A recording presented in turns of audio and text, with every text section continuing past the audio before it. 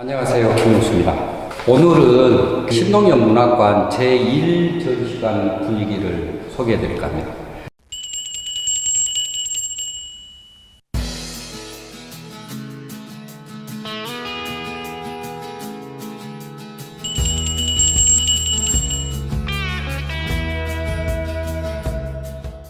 제1전시관은 조금 어둡습니다. 저 빛이 안 들어오게 그렇게 이제 차단되어 있고요. 제 목소리도 약간 울릴 것 같고, 이 분위기 속에서 제가 느끼는 게 많습니다.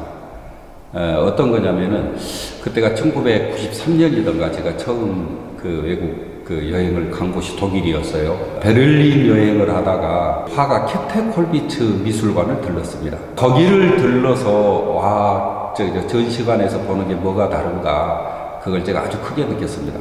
어떤 그림이 매우 완성도가 높은 그림인데, 제가 볼 때는 그 그림이 너무 이제 가득 찼다고 생각했나 봐요, 작가는. 그래서 그 부분을 X를 그어놓고 다시 그림을 그려놓은 그런 걸 보면서 그 창작의 실제 산실, 혹은 작가가 고민하는 것, 뭐 이제 이런 것을 제가 직접적으로 느꼈는데, 신동엽 문학관에도 오면은 그런 느낌을 꽤 깊이 느낄 수가 있습니다. 우선 제가 하나 소개시켜 드리고 싶은 것이, 신동엽 시인이 1959년도에 데뷔할 때 그 작품이 이야기하는 쟁기꾼의 대지입니다. 이야기하는 쟁기꾼의 대지를 신동엽 시인이 완성을 했을 때 자기가 아끼는 노트에다가 적었어요. 그 노트에 가지런하게 필사되어 있습니다. 지금 그 노트가 저거거든요. 재밌는 게 1956년 봄에 기초를 해서 1958년도에 재정리를 한 것으로 그렇게 적혀 있는데, 그러니까 당시 이야기하는 쟁기꾼의 대지를 기록한 노트의 제목이 선지자 서무곡이에요. 선지자 서무곡 제1번이 그 이야기하는 쟁기꾼의 대지인 셈입니다. 저걸 보고 이제 제가 신동엽 시인의 혁명가를 꿈꾼 게 아니고, 신동엽 시인은 애언자이고 사상가였다 라고 말씀드린 이유가 저기 있는데요. 그 옆에 보면은 그 작품을 쓰기 위해서 이제 메모했던 메모지들이 펼쳐져 있어요. 신동엽 씨는 참 신기하게 1960년대의 한국 농촌을 살았는데 유라시아 대륙에 대한 관심이 아주 컸어요.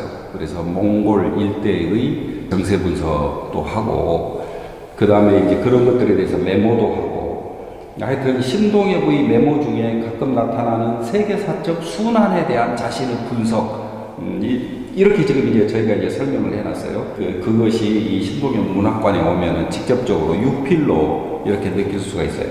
제가 재밌는 거 하나 보여드릴게요. 이쪽으로 와보시면 신동엽 시 중에 신동엽의 대표작으로 이야기되는 그 작품 중에 하나가 종로오가입니다. 종로오가라고 하는 작품을, 여기 이제 원고지를 보면은 산문시집 4, 그러니까 산문시 시리즈가 있어요. 사람들이 기억을 잘 못하지만 신동엽의 산문시 1이라고 하는 시가 꽤 많이 회자되는 대표작으로 또 이제 꼽힙니다. 그 산문시 4로 생각을 했어요, 이 시를. 그러니까 처음에 쓸 때는 종로오가가 아니라 첫눈 오는 날이었어요. 첫눈 오는 날이라고 썼다가 점점 원고를 손질하면서 바꾸어서 종로오가로 바꾼 거예요. 그러면 첫눈 오는 날은 날씨 이야기죠. 종로오가는 장소 이야기잖아요. 그러니까 시간 중심에서 장소 중심으로 이동시킨 거예요, 제목을. 그랬을 때 이제 나오는 장소의 향기가 있기 때문에, 이 장소의 향기 때문에 제가 종로오가를 설명하면서, 종로오가라고 하는 주소는 단지 그냥 어느 한 지역 이름이 아니라 한국의 민주화의 성지 중에 하나로서 종로오가가 이야기된다, 그 이야기를 했던 것입니다. 지금 그 종로오가를 서사시 금강의 후화, 이게 뒷이야기로 지금 적어 놓은 노트입니다. 이것도 굉장히 재밌어요. 이 문학관을 구경하다 보면은 지금 또 그런 재밌는 걸 발견할 수 있는 것 중에 하나가 여기인데요.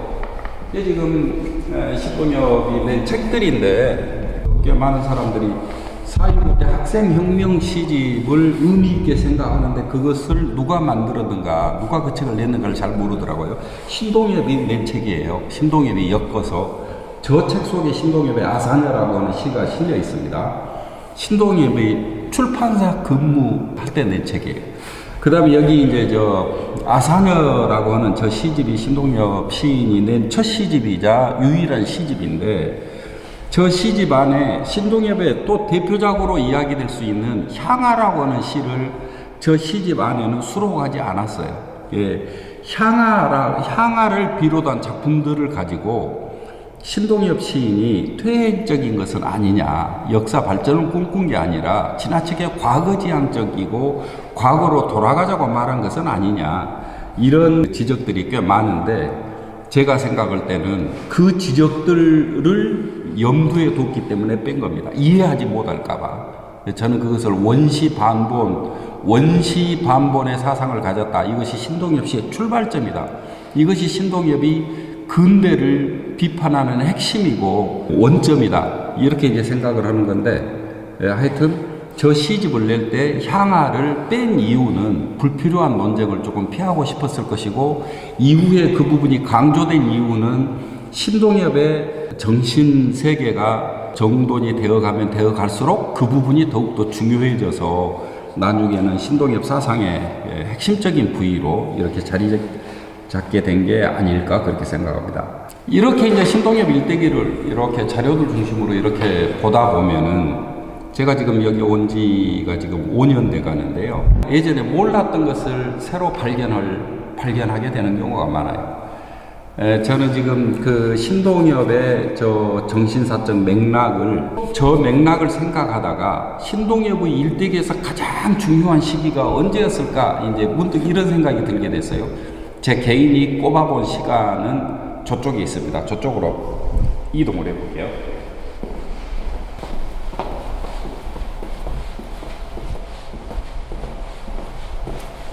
신동엽 시인이 부여에서 초등학교를 마치고 전주 사범학교 들어갔다고 얘기를 했습니다. 신동엽 시인이 기타 들고 있는 사진도 있고, 집도 지금 고쳐져서 저렇게 지어져 있고 하니까 꽤 많은 사람들이 꽤 부유했던 거 아닌가, 이렇게 생각하는 분들이 있는데, 신동엽 일기를 보면은 집이 어떻게 가난했는가, 어떻게 힘들었는가가 쭉 나와요. 신동엽은 아주 어렵게 자랐지만, 거기 이제 어려운 집안의 왕자 같은 4대 독자라고 했잖아요, 제가. 신동엽 시인 아버지가, 신동엽 시인이 전주 사범학교 다닐 때 일주일에 한 번씩 음식을 해가지고 전주로 자전거를 타고 배달하러 갔어요. 얼마나 아꼈겠습니까, 아들을. 끔찍이 아꼈겠죠. 그런 아버지를 신동엽 시인이 가장 존경했다고 그렇게 말을 해요.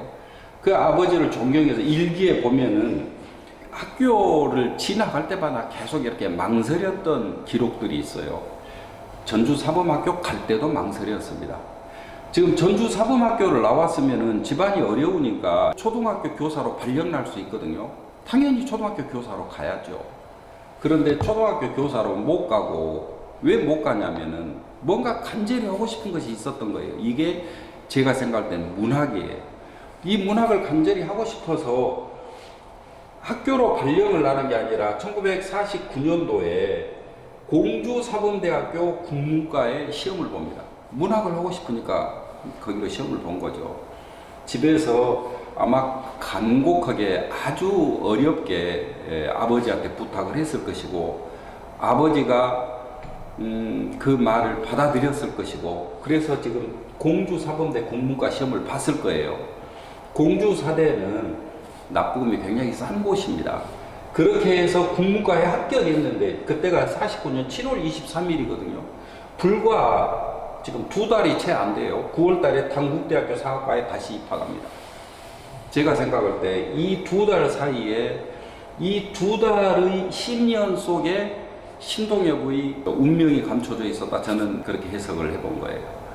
신동엽의 어떤 사상적 맹아랄까, 단국대학교는 제가 이게 참 궁금해하고 인터넷에 쳐봤더니 단군오고 애국오고 합해가지고 단국대학교라고 그렇게 이름을 지었다고 하더라고요.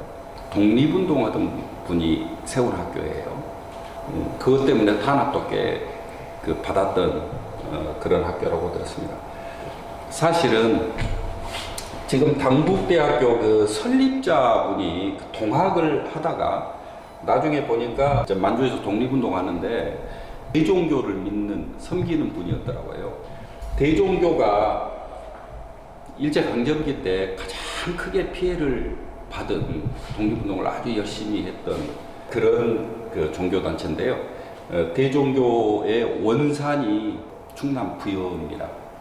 아마 신동엽 시인 그 살았던 이 생활 공간 안에 아마 그 대종교가 굉장히 깊이 들어와서 숨쉬고 있지 않았을까. 이것이 신동엽한테 영향을 미치지 않았을까. 이것이 신동엽으로 하여금 후천개벽을 꿈꾸게 만들지 않았을까. 뭐 이제 이런 생각이 듭니다. 신동엽 일대기를 보면서 저는 아직 여기에 대해서는 아직 정확한 해답은 아직 못 찾았어요. 제가 최근에 여기에 관심을 갖고 자료들을 뒤져보고 있습니다. 이렇게 관심을 갖고 찾아보면은 뭔가 하여튼 새로운 소식이 발견되리라고 그렇게 생각을 합니다. 이 신동엽 문학관 제1전시관을 보면서 아마 그런 것들을 사람에 따라서 다 관심의 방향이나 그런 것들이 이제 달라지겠지만 그래도 여기를 보면서 그런 문제들에 대한 그 영감을 많이 얻게 되지 않을까 그렇게 생각을 합니다. 제1전시관에서 조금 더 내려가면은 제2전시관이 나옵니다. 제2전시관은 저희 문학관에서 1년의 절반은 신동엽 특별전을 하고 1년의 절반은 지역 예술가들을 위한 갤러리로 사용을 하고 있습니다. 제2전시관을 제가 조금 이따 따로 제가 설명을 드리겠습니다.